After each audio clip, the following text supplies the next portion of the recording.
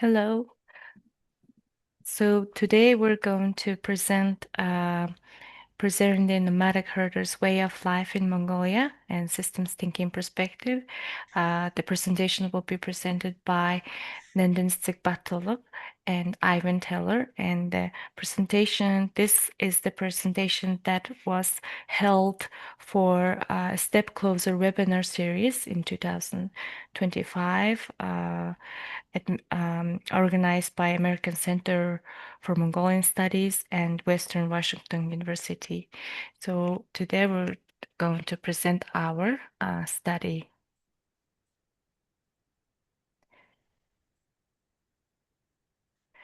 So before we start the main study, we would like to introduce ourselves. My name is Nandintsetseg Battulga. I'm a lecturer at the Department of Sociology and Social Work at National University of Mongolia, and I'm a mentee of Ivan Teller, who's my mentor, and going to introduce himself, right? I'm Ivan Taylor, and I'm a volunteer faculty at the School of Business at State University of New York at Albany. I also run a small consulting firm called Policy Dynamics. I'm actually located in Ontario, Canada. Thank you, Ivan. So we're going to first talk about our problem description and also trend line or the future trend what on the problem, and we're going to talk about systems thinking and system maps. And based on the system maps, we have identified some leverage points and then policy recommendation and future work and conclusion. So introducing the problem, Mongolia, we have a nomadic way of life, and Mongolia's nomadic herding community is facing some threats due to modernization, climate change, and youth out migration from rural areas. And we can see herders community or number of herders are shrinking, and according to this figure 1, we can see the percentage of herders in the total population was 10% in the 2012, but it has been decreased to 8.5% by 2023. So we can see some shrinking portion of the population. And in terms of gender and age distribution among herders, according to National Statistics Office, 3 out of every 5 herders are men, and majority of young herders are also men, age between 15 to 34. So we can see 60% of men and 40% of women are among herders.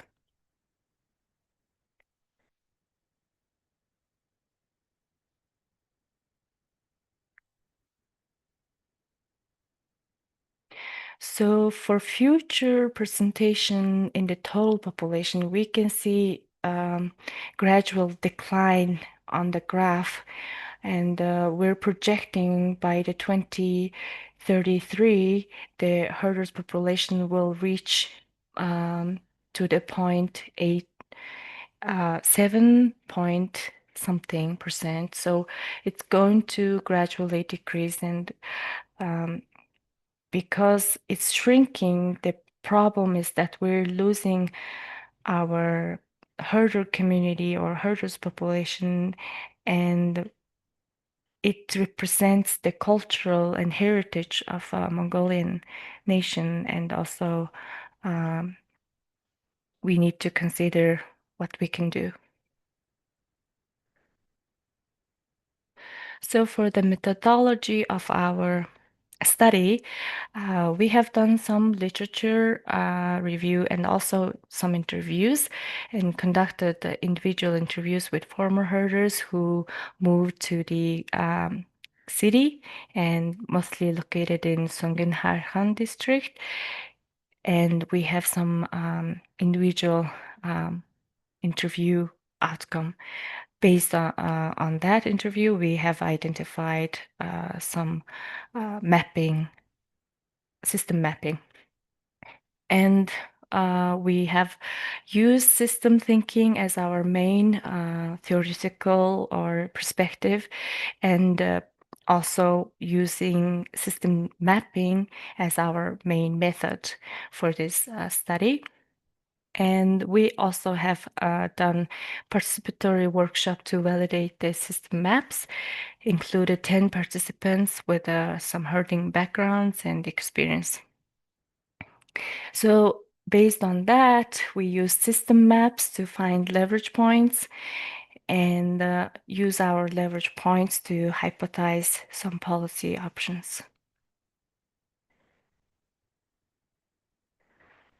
So introducing systems thinking, we can see linear thinking usually cause goes to effect. A maybe because of A, B happens, and because of B, C happens, or we have some cause and effect relationship directly goes one from cause to effect. But for systems thinking, we can say that effect could be as a cause again. So A goes to B and it goes back directly to A again, going back and having the loop. And B goes to C. C also again goes to A. Basically, it can directly relate to each other back again.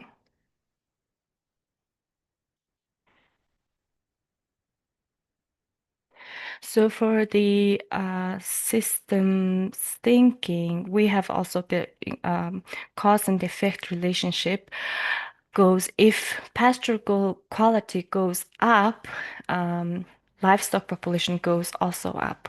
It go if it moves to the same direction, if goes up at the same time, and maybe if goes down, livestock population go when it goes down. I mean, pasture quality goes down, livestock population also goes down. So it basically move into the same direction. Then we can use the S. So for the opposite direction, using O, meaning that if one variable goes up, another goes down. So pasture quality goes up, pasture quality goes up, livestock population uh, moves, livestock population goes down. If we have fewer animals, then we can have a better pasture quality. So it's the opposite direction.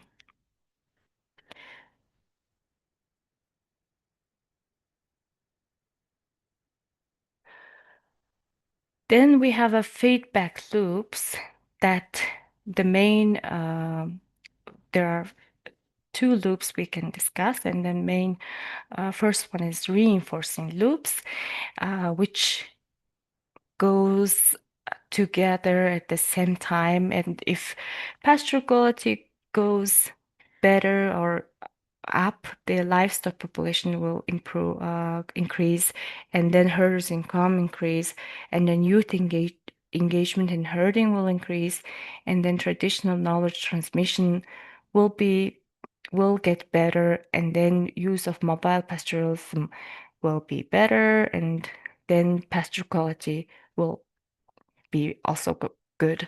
So basically, it moves to the same direction and it feeds each other. And if one variable will change, it moves together, and then everything will change again at the same time and with the same direction.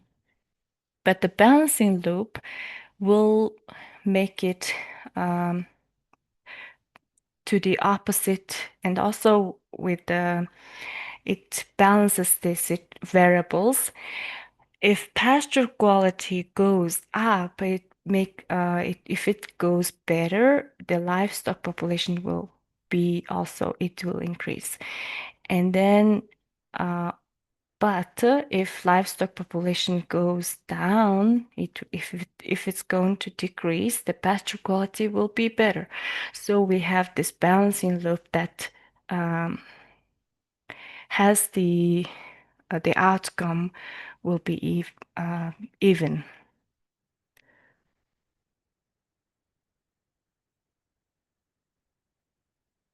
So based on these, we have system maps, and it is basically the combinations of reinforcing and balancing loops.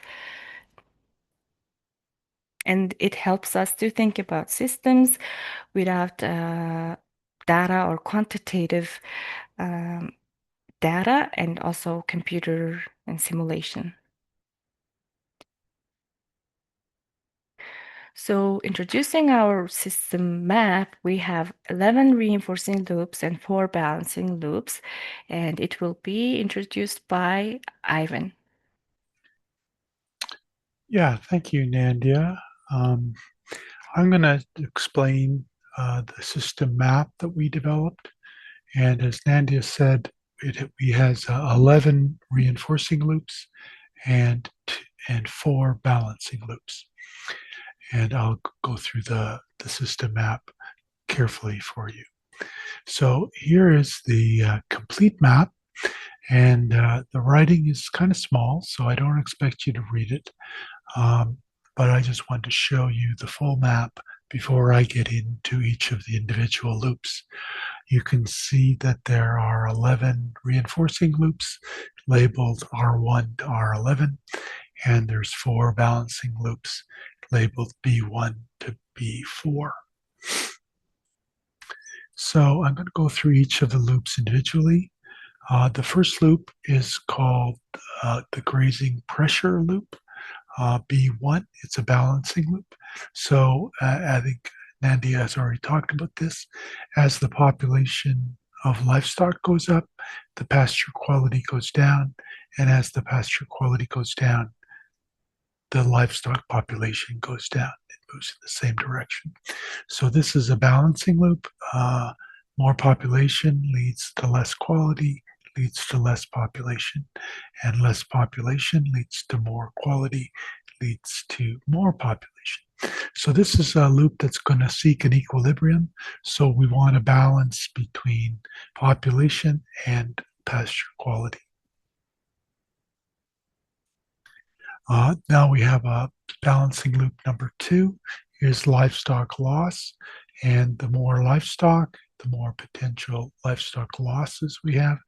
And the more livestock losses, the less population and livestock we have. So this is another balancing loop. And now we have the reinforcing loop that Nandia described earlier. And if we start with herders' income over here on the right-hand side, we see that increasing herders' income will increase the youth engagement in herding, which will increase traditional knowledge transmission and increase the use of mobile pastoralism, which will increase the pasture quality, which will increase the livestock population, which will increase the herders' population further. So this is a reinforcing loop. Now, reinforcing loops can either be vicious or virtuous cycles. So if the herder's income goes up, this goes around the loop, leading to more herder's income. But if the herder's income goes down, then youth engagement in herding goes down, traditional knowledge transmission goes down, mobile pastoralism goes down, pasture quality goes down, livestock population goes down, and herders' income goes down even further. So this could be a vicious cycle or a virtuous cycle, depending on where the herder's income is going.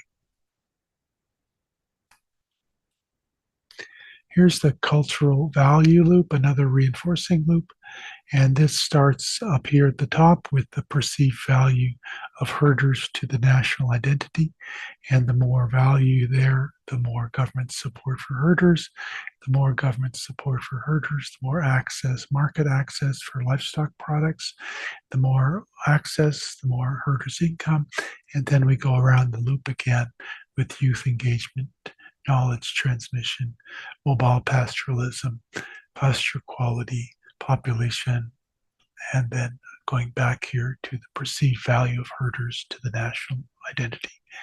So more cultural value leads to more through going through the loop leads to more cultural value again in a reinforcing loop.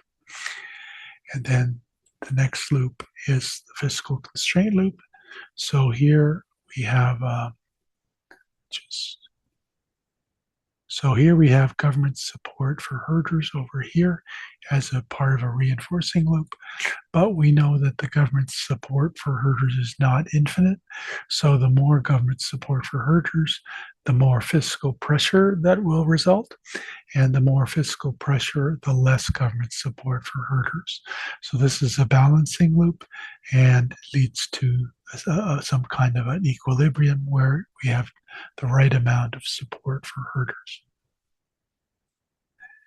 And now we have cultural identity. And this is another loop that is reinforcing. And we can start down here in the bottom left-hand corner with increasing cultural identity of herders, leads to increased youth engagement in herding, leads to increased knowledge transmission, leads to increased mobile pastoralism, which leads to more cultural identity of herders. This is another reinforcing loop. And then urban migration, this is another reinforcing loop. And let's start with herders' income. So increasing herders' income leads to decreasing migration to urban areas, and that leads to increasing youth engagement, which leads to increasing traditional knowledge, pastoral mobilization, pasture quality, livestock population, and herders' income.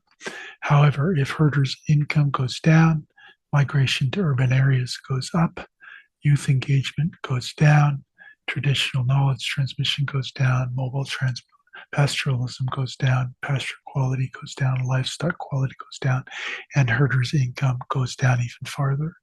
So this is a reinforcing loop, but notice it has two opposite direction links to it, which is a little different from the earlier loops we've seen. Now we have rural attractiveness. So if we start again with herders' income up here in the upper right-hand corner, herders' income goes up, attractiveness to rural areas goes up, migration to urban areas goes down, youth engagement goes up, traditional knowledge transmission goes up, pastoralism, quality, livestock all go up, and then the herders' income goes up further, and the attractiveness of the rural area goes up further. Another reinforcing loop. And then market access. So this starts up here with government support for herders, leads to access to the internet, which leads to market access for livestock products, leads to increased herders' income, going to youth engagement, traditional knowledge, mobile pastoralism, pasture quality, livestock population.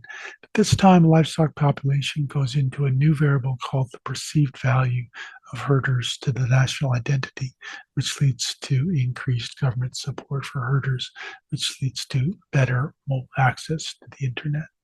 So this is another reinforcing loop. Internet attractiveness is another reinforcing loop.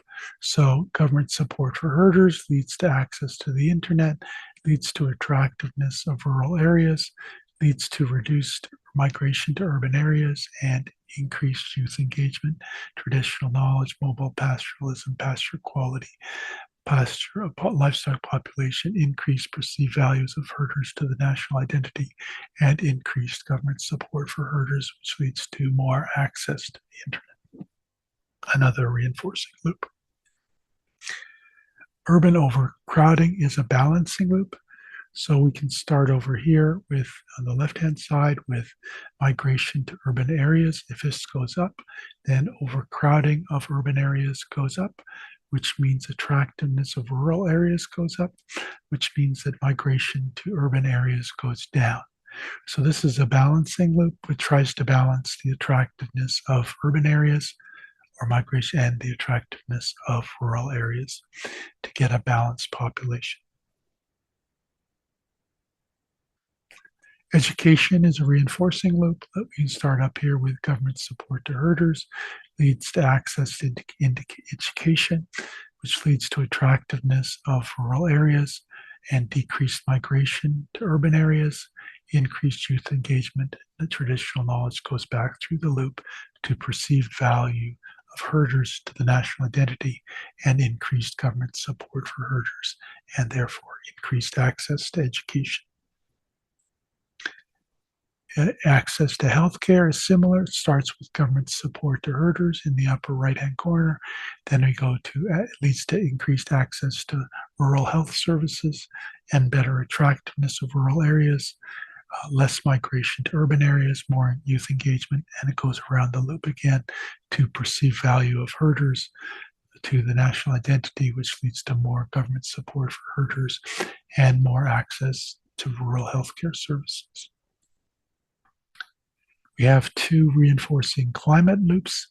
So we start with government support to herders up in the upper right-hand corner, and then that leads to investment in climate resilience, which leads to a better livestock population, which leads to more perceived value of herders to the national identity, which leads to more government support for herders and more investment in climate resilience.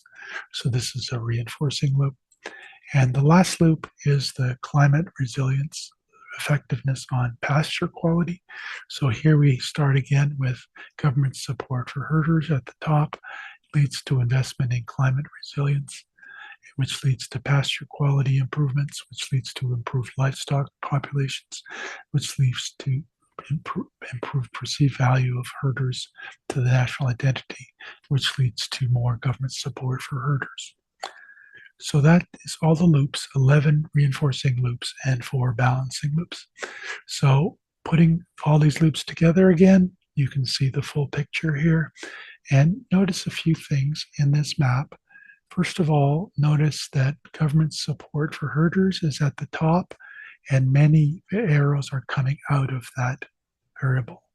And so in a top-down fashion, this is affecting all kinds of things like the attractiveness of urban areas and the herders' income, and therefore the population, the preservation of the herder population. Also notice herders' income is central in this model. So a lot of variables, a lot of loops are going through herders' income. So as we've seen, the herders' income loop is central to a lot of loops, and it's central in this picture. Over here on the right-hand side is the access to internet, education, market access, internet access, education access, and healthcare access. All of these things are reinforcing loops that lead to improved attractiveness of rural areas and reduced migration to urban areas. And on the left-hand side, we see the climate resilience loops. So we see that government support leads to climate resilience investment, which leads to pasture quality and livestock population improvements and perceived value, which leads back to government support and more investment in climate resilience. So that's the whole picture. And I'm going to pass the microphone over to Nandia to talk about the leverage points. Thank you, Ivan. Yeah, as Ivan already have identified some of the important variables, we can see leverage points, and I'll add to Ivan's points. And first, the important leverage point is governance, adaptive rangeland governance to reduce overgrazing and boost herder income. we have seen from our system map that already herders income, there are many variables or goes to herders income, and increasing to herders income is important for adapting um, adapting the rangeland governance to reduce overgrazing. And we can see from the variable that B1 and R1, which is the livestock population, pasture quality, and also the herders' income, youth engagement, and traditional knowledge pasture transmission and use of mobile pastoralism. These loops are important for this leverage point. And the next one is improved market access to reduce out migration, which is R2 and R4 to 6. We can see market access for livestock production from, of course, important government support. And from there, we can improve the market access and access to internet. And it goes back to the attractiveness of rural area, and it goes to migration to urban areas. It decreases the migration to urban areas. Basically, these government support and market access will improve the herders' income and as well as attractiveness to rural areas. And the next leverage point is better rural services to retain the population. R6 to R9 loops, which is also the government support. It goes back to market access and access to internet, and also access to education and access to rural healthcare services. And it all goes to the attractiveness of rural areas. So basically, the improving social and education and healthcare services will improve the attractiveness of rural areas, and it comes again from the government support for herders. And the last one we can see also Ivan mentioned and explained climate resilience loops R10 and R11, which is on the left side. We can see that investment in climate resilience and also from the government, and it will improve the pasture quality, and of course livestock population will be increased. And these, focusing on the climate resilience and intervention on investment in climate resilience is important to also keep the system be more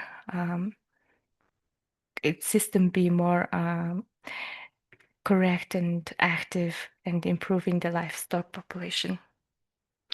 So based on the leverage points identified, we also have some policy insights.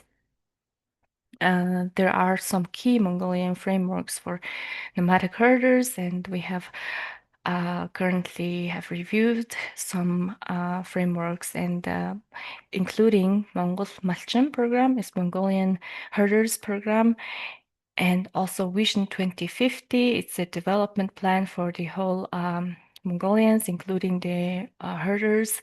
And we have new revival policy, which is improving the rural area and attracting population to the rural area. And we have a law on herders, and we also have a land law, and also reviewed the climate resilient livestock law, which was just recently have been approved. So based on these frameworks, legal frameworks, and the policy documents, we have um, we have some insights that we may need to focus on. We may need to focus on youth retention and also housing and local job opportunities. It's important to keep the youth in a rural area to keep the population and transferring the knowledge, traditional knowledge and herders' knowledge.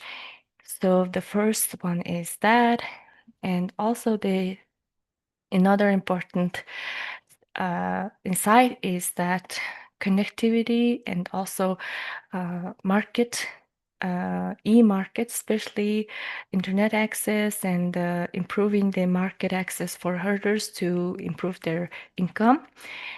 And the next one is also education, which is one of the important factor that we may need to consider some mobile schooling options and be more flexible education opportunities for herders' family so they can keep their traditional way of life, and especially stay in a rural area.